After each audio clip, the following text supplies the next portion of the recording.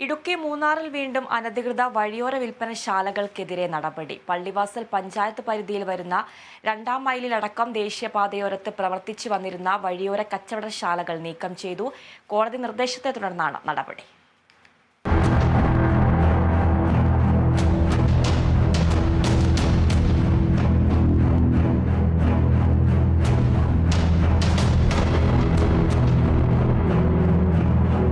മൂന്നാറിലും പരിസര പ്രദേശങ്ങളിലുമൊക്കെ വഴിയോര വിൽപ്പനശാലകൾ നാളുകൾക്ക് മുമ്പ് നീക്കം ചെയ്തിരുന്നു. പിന്നീട് ഒഴിപ്പിക്കലിനെതിരെ രാഷ്ട്രീയ സമ്മർദ്ദമേറിയതോടെ നടപടികൾ നിർത്തിവെച്ചു. മൂന്നാറിലെ അനധികൃത വഴിയോര വിൽപ്പനശാലകൾ ഒഴിപ്പിക്കുന്നതുമായി ബന്ധപ്പെട്ട് പിന്നീട് ചില കോടതി നിർദ്ദേശങ്ങളുമുണ്ടായി. ഇതിനുശേഷമാണിപ്പോൾ വീണ്ടും അനധികൃത വഴിയോര വിൽപ്പനശാലകൾക്കെതിരെ നടപടി സ്വീകരിച്ചിട്ടുള്ളത്. പള്ളിവാസൽ പഞ്ചായത്ത് പരിധിയിൽ വരുന്ന 2-ാം മൈലിലടക്കം ദേശീയപാതയോരത്ത് പ്രവർത്തിച്ചു വന്നിരുന്ന വഴിയോര കച്ചവടശാലകൾ നീക്കം ചെയ്തു.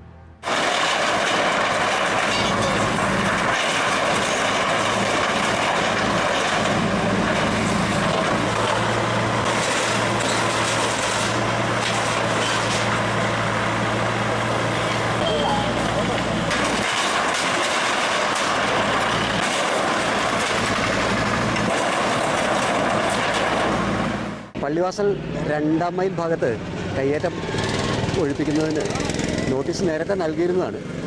പക്ഷേ ആ നോട്ടീസ് ചലഞ്ച് ചെയ്തുകൊണ്ട് ചിലരൊക്കെ കോടതിയെ സമീപിച്ചിരുന്നു. കേസ് പരിഗണിച്ച കോടതി കയ്യേറ്റം ഒഴിപ്പിക്കാനാണ് ഉത്തരവിട്ടത്. കേസ് ഇപ്പോഴും പൂർത്തിയായിട്ടില്ല. കയ്യേറ്റം ഒഴിപ്പിച്ച് അടുത്ത സിറ്റിങ്ങിന് മുൻപ് കളക്ടറോട് റിപ്പോർട്ട് കൊടുക്കാനാണ് കോടതി പറഞ്ഞിരിക്കുന്നത്. ഈ ഉത്തരവിൻ്റെ അടിസ്ഥാനത്തിൽ വീണ്ടും ഈ കയ്യേറ്റക്കാർക്ക് എല്ലാവർക്കും നോട്ടീസ് കൊടുത്തു. നോട്ടീസിൻ്റെ സമയപരിധി 5 ദിവസമായിരുന്നു. സമയപരിധി അവസാനിച്ചതിന് ശേഷവും ഈ കയ്യേറ്റക്കാർ സ്വയമേധയാ ഒഴിഞ്ഞു പോകാൻ തയ്യാറാവാത്ത സാഹചര്യത്തിലാണ് നമ്മളിപ്പോൾ എവിക്ഷൻ നടത്തുന്നത്. വൻ പോലീസ് സന്നാഹത്തോടെയായിരുന്നു ഒഴിപ്പിക്കൽ ജോലികൾ നടത്തിയത്. വിവിധ സ്റ്റേഷനുകളിൽ നിന്നുള്ള പോലീസ് ഉദ്യോഗസ്ഥരെ പ്രദേശത്ത് വിന്യസിച്ചിരുന്നു.